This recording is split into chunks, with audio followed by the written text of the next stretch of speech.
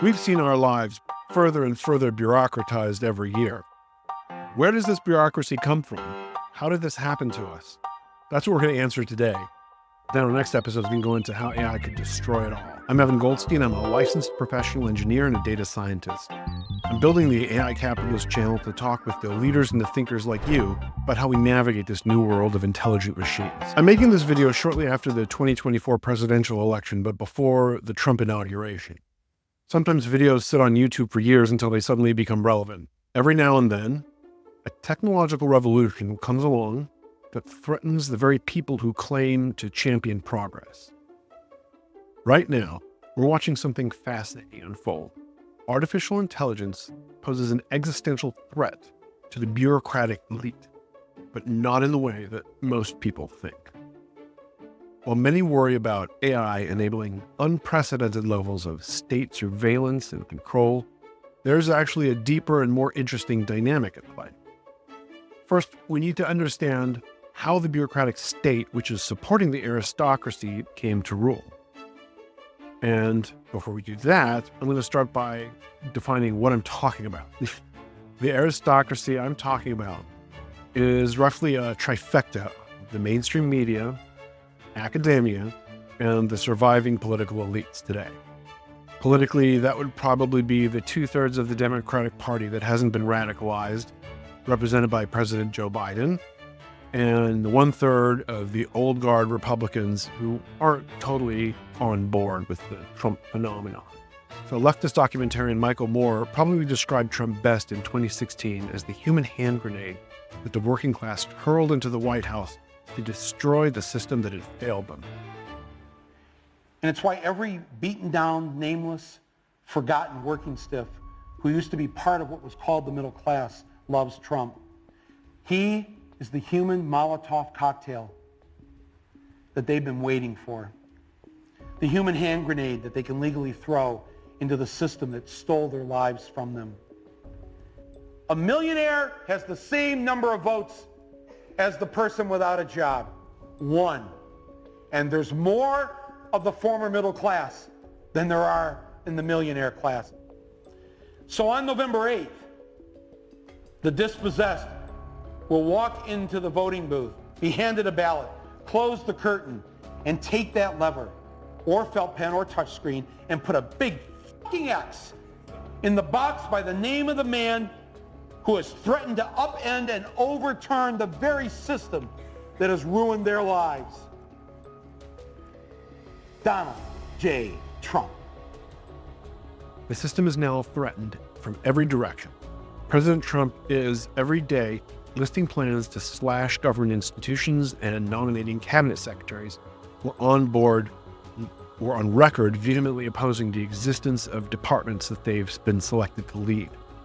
It goes a long way towards explaining the Democratic Party's disarray, as well as the disarray of the broader leftist movement within the United States today in the wake of this election result.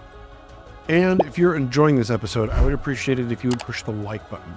It lets me know that I'm making the kind of content you want to see, and it helps spread that content to others. So thank you for supporting AI Capital. One of the most compelling critiques has come from David Brooks, a former New York Times columnist who's shifted leftward over time. And despite his devotion to Barack Obama, Brooks has nonetheless contributed valuable social critique and ideas, including his observations on the Bobo generation and the unique moral framework of that generation.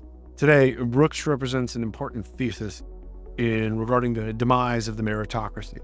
Now, he argues that the rise of outsiders like Trump and his motley crew of anti-government cabinet secretaries can be traced back to the failure of what he refers to as the meritocracy. However, his personal perspective is skewed. Brooks doesn't truly understand what a meritocracy is. He isn't advocating for a true merit-based progression where the most qualified individuals rise naturally to the top. Instead, like many traditional leftists, he embodies a technocratic mindset. He's attempting to engineer systems from above in the hopes of improving society rather than allowing organic evolution through free markets and democracy. And this is really where the crux of the issue lies.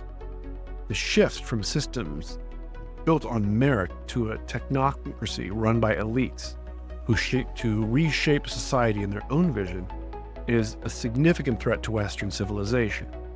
While Brooks rightly identifies flaws within the system, he also fails to grasp that the essence of meritocracy, true meritocracy, provides a more effective and equitable solution than the technocratic structure that he proposes. Politics, through its mistakes, often projects flaws onto its opponents. Consider the financial crisis of 2007 through 2008, which was driven primarily by governmental interference under the guise of promoting homeownership, as opposed to inherent market failures. The same misattribution is occurring with the concept of meritocracy. True meritocracy stands apart from the oligarchy and from the aristocracy. It should empower individuals based on their merits rather than on corruption or on birthright. Recent decades in America have seen a transformation of meritocratic ideals into a technocratic approach dominated by an elite class intent on enforcing their vision onto the majority of Americans who may not hold that vision. Instead of addressing real issues, meritocracy, Brooks's technocratic tendencies, only exacerbate the problem. And moreover, free markets arising naturally from the principles of private property facilitate innovation and productivity. Those who innovate are rewarded. Those who contribute positively to society thrive.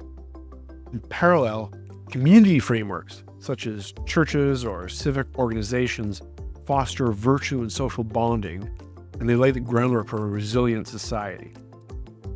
It's essential to recognize that government, as a substitute for these organic institutions, cannot replace their beneficial effects. The decline of American colleges is a really good example of this issue in play. Originally, these colleges were designed to cultivate productive and virtuous citizens, but they've strayed from their mission. Rather than accepting the notion that issues in meritocracy are inherent to the system itself, we have to consider the destructive impact of technocratic manipulation. The path forward requires a return to genuine merit-based frameworks that incentivize true achievement and societal good. We can't be swayed by outdated ideologies that obscure these fundamental truths. So why have our universities failed us? The most noticeable failure of the meritocracy that's happened in plain sight within the university system is that universities weren't originally designed to reshape society through elitist ideology. They only became that. Universities were designed to instill eternal truths and foster good citizenship, elements essential to supporting free markets and property rights. They now perpetuate an elite set of values that fosters membership within a self-proclaimed aristocracy. David Brooks points out the flaws in our current meritocratic system. He recognizes its failures, but he mislabels them as mere meritocratic failures, rather than as a systemic issue rooted in the technocracy that's been established over the course of the last century and a half. So why have the technocratic elite failed? In his essay for The Atlantic, Brooks argues that the meritocratic structure is failing, and he's right to highlight this collapse, but his proposed solutions just extend control of the same elites who have contributed to the current crisis. He cites the evolution of meritocracy in the mid-20th century, and he pinpoints James Conant's vision of Harvard, which sought to maximize talent through standardized testing. This form of intellectual sorting has become a chokehold on social mobility, and it allows a narrow leadership class to dominate the entire culture. However, Brooks mistakenly romanticizes a time before the 20th century, glossing over the past systemic issues with earlier leadership styles that contributed to significant societal strife. His argument crumbles under the weight of historical scrutiny. Much of the foundation laid by these so-called smug WASP blue bloods didn't simply yield the progressive movements and the post-war successes that he praises. The methods and motives that brought about these changes deserve examination. So especially when compared with the failures that emerged in their wake, such as the Vietnam War and the prevailing dysfunction in today's political landscape. When did the failure actually start? So we have to recognize that the true rupture in American life occurred around 1900, which marked the transition of a society governed by organic systems of community and free markets to one governed by an expert elite. The failures of this technocratic approach have become evident, and it's a mistake to remain tethered to the same leadership that's failed us. By attempting to address the perceived sins of meritocracy, Brooks outlines a lot of flawed assumptions. He's assuming, for instance, that our society, where society overrates intellectual capacity as measured by standardized tests, he assumes that it's accurate that such tests do not reflect one's potential for flourishing in life or contributing to societal well-being. Brooks suggests reforms that merely reinforce existing elite structures. The problem lies not in the perception of intelligence, but in systemic issues prioritizing technocratic intelligence over practical efficacy. In a free market system, individuals are evaluated based on productivity and effectiveness. These are essential for navigating the workforce and for ensuring economic vitality. It may not require extreme intelligence, but requires a commitment to honing one's skills in their chosen field, and it ultimately leads to success.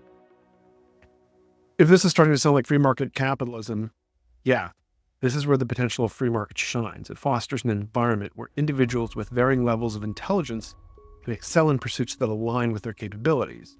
And by recognizing comparative advantage, those with higher cognitive abilities can engage in tasks that are suited for their skills, while others can thrive in different roles, and they all contribute to a richer, more diverse society. So looking at the future, we have to challenge the narrative fed to us by this self-appointed elite. We need to advocate for a system that appreciates genuine merit, that fosters inclusivity, and that works diligently to dismantle the barriers erected by a misguided technocracy.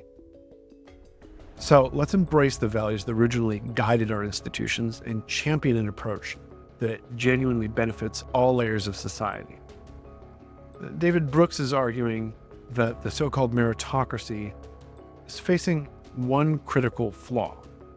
Success in school does not equate to success in life. He suggests that academia is about navigating through hoops set by adults, whereas real success relies on forging one's own path. And while there is some truth to this, Brooks overlooks the fact that free markets have inherent capability to resolve such disparities without his personal intervention. If we truly wish for individuals to rise based on qualities like agility, then systems have to be designed to foster such traits. Brooks claims that the meritocracy is rigged, asserting that it sorts individuals primarily by parental wealth rather than innate ability, and he points to an elite college admissions race. But again, why do we place such emphasis on college admissions in the first place? In a genuinely free market, that race loses all of its significance. It's just not important what the name of the school you went to was. Contrary to a prevalent myth that there's no upward mobility in the United States, evidence suggests otherwise. A 2014 New York Times article discussed research by Washington University professor Mark Wright, and it showcased that 12% of Americans experience a year in the top 1% of income. Accordingly, nearly 3/4 find themselves in the top 20% at some point in their lives. The idea that a stagnant 1% rules over everyone else is misleading. Merit can lead to economic mobility and free market, if we allow it. Brooks goes on to describe how a meritocracy is like an American caste system, but he's missing the mark. The real issue lies not with the concept of meritocracy. It lies in the reinforcement of these inequalities through a skewed educational system. A valuable education should empower all families. Instead, it's become a tool of segregation, forcing families to funnel their children into elite institutions. Brooks attributes this dysfunction to how the meritocracy negatively impacts the mental health of the American elite, claiming that it distances them from society. But it's crucial to recognize the prevailing ideology misconstrues the value of performance as merely extrinsic rewards. fostering an environment where students equate their self-worth with their ability to clear hurdles that have been set by others. The problem is not that students fear failing in the college admissions game. It's the misguided belief that success in this contrived meritocracy equals moral superiority. We've witnessed a fake meritocracy where the elites living in enclaves of privilege consider their values superior, all while disregarding the broader context of free market interactions and community engagements. Rich proposes redefining merit to encompass traits like curiosity and social intelligence. He suggests that this would create a more egalitarian society, but he fails to see that the shift is already embodied by the free market. The truth is that true meritocracy has been eroded over the years. It's not that meritocracy itself is flawed. Rather, it's the elite belief that their superiority has skewed the system. As we see it, a balanced approach incorporating rights granted by free markets and the responsibilities instilled by community is still essential for societal progress. We can't fix this from the top down, because those disconnected policymakers create systems that fail to resonate with everyday Americans. What we're witnessing now is a resurgence of those traditional American values, an uprising that reflects the desire of ordinary people to see figures like Elon Musk rise to prominence, not by mere privilege, but by innovation and by determination. It's time to return to a moral framework that embraces family values and community ties, rather than avant-garde ideologies of the elite. This moment isn't just a backlash to perceived elitism.